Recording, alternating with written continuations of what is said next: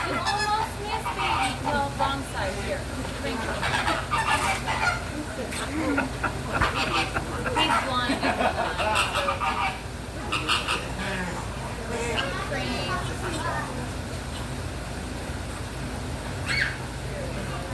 Какая очередь. Да, это прикольно.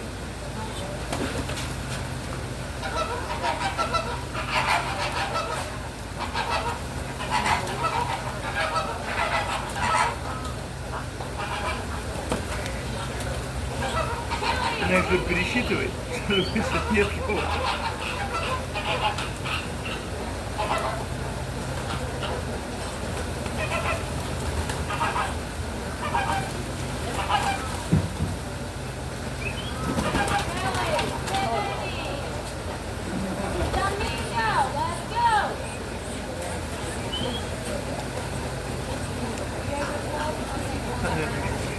Hi guys, how are you guys today? Do you guys want to learn about the flamingos? Awesome. So hi guys, my name is Miranda. Welcome to my flamingo pond. On my flamingo pond I have 3 of the 6 flamingo species. So you might notice some of them do vary colors. We do have our lighter pink flamingos, except for that guy in the back with yellow legs. The 4 lighter ones are greater flamingos. They come from Africa. They are found on the African white salt flats, so they are a lot lighter in color. We have our one Chilean flamingo. He has the bright pink tips with the yellow legs. He's a little bit shorter. His name is Chili. Then we have our most iconic, our most wonderful, our most flamboyant and fabulous, the American Caribbean flamingo. And in captivity, these guys can live up to 75 years old. In fact, that's how old the longest living flamingo was. It was found at the Australian Zoo, and it was a greater flamingo. Now that's in captivity. Out in the wild, it'll be roughly 18 to 20 years because they have to worry about habitat and food loss, diseases, and predators. Whereas here on the pond, they have absolutely nothing to worry about. We take care of them all year round. So if anything is to happen, we can treat it or take care of that right here. Now with these flamingos, I do want you to observe as they are eating. They do eat upside down. They have a curved bill to help them do that. They also do not have teeth, but they have something called lamella. Now that lamella is like bristles on a toothbrush. Oh, a lamella, like bristles on a toothbrush. It helps them to keep their food right in the middle of their mouth while the water will go out of the other side. They also have something called see-through nares. I call them nares, they're not nostrils. Now they do not use that to smell, they actually use it to secrete salt. In fact, most birds do not smell.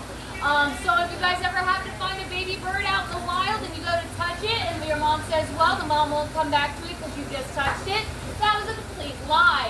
They cannot smell you. You are able to re-nest that bird perfectly fine. The moms will come back. So, very good.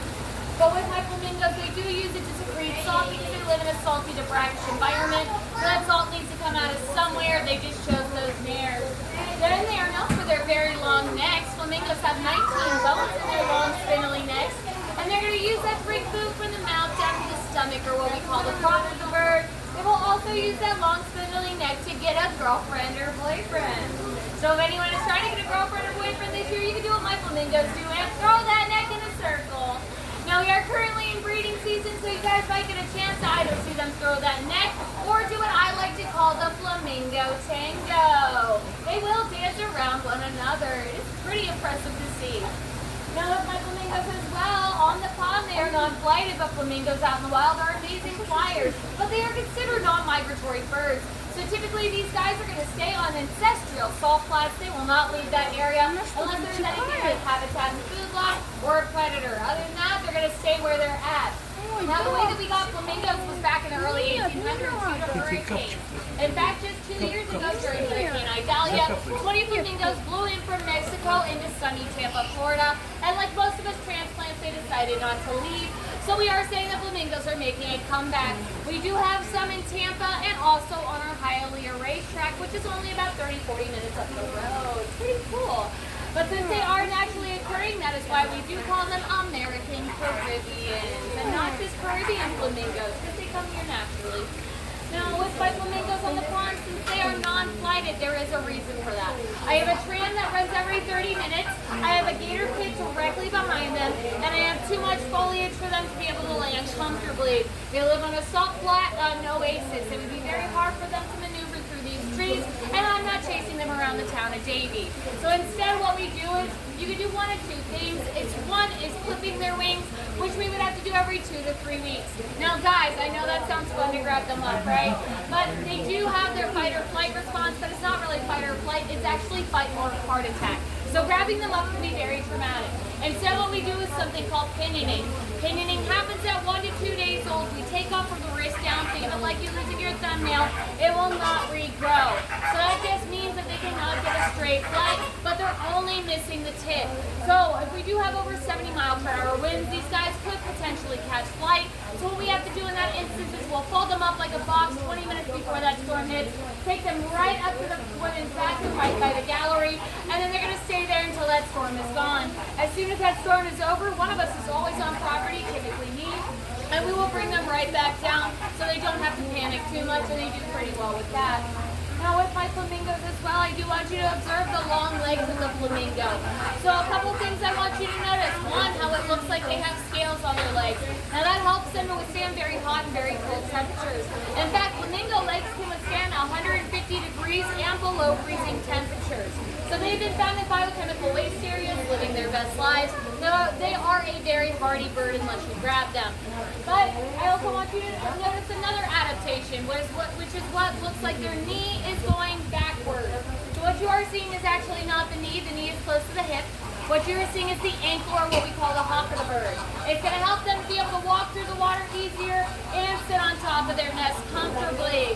Then if you guys have seen the most iconic stance of a flamingo, the one beautiful leg, well, I like to say that just like a woman, they keep 50% of their brains on at all times. So on the off chance that a predator happens to come up, all they have to do is put that foot down and take off into a flight. Now we do want to say thank you guys for coming out. We are Wildlife Sanctuary, not a zoo. All of my animals are here because they have to be here, not because we go out and purchase any one of them. If you notice any of my animals that do not look injured, this is what we call a human imprinted animal. This means somebody went out of their way to hand feed or hand raise this animal. Now I know we all love a good Cinderella or Snow White moment, but at the end of the day, remember it is fun for you. Not everybody loves animals. Little Timmy can walk up, little Timmy gets bit, now little Timmy has to go get 4 rounds of rabies shots. Guys, with insurance, it is over $500 a pop. They are not at the same time. Without insurance, it is over $40,000. Please do not feed our wildlife. If you would like to feed the wildlife, then what you can do is figure out what they're going to be eating in your area and plant that plant, or even put up hanging feeders so you can watch them from a distance. But please, no hand feeding. Now, for any of my injured animals, we do double as a rehab. A lot of our animals that are on exhibit are going to be permanently injured. That could be missing eyes, missing wings, missing toes. They might even have a little bit of a limp. As long as they are not actively bleeding or seizing, we ask that you please do not call us. We do know why they're here. We take in over thousands of patients every year, and then if they cannot be released, we give them a permanent home. So they get a girlfriend or a boyfriend, and then they get what I like to say 3 haunts and a cot. But they also get to make those babies. With those babies, we get to re-release them back out into the population. So you'll notice a lot of my American white ibis that are going to start flying away because my friend's feeding them. And then a lot of our other songbirds that are bee-bopping around. And recently, we've been actually seeing a hawk hanging out around here. He was one of our releases as well. So we are very happy that they do come back every year to come and say hi to us. So we do want to say thank you guys for coming out. At 2:30, there will be an otter talk that is going to be down that path, over the bridge, keep walking past turtles, tortoises, till you hit a wall. So I hope you guys have a great rest of your day and enjoy the garden.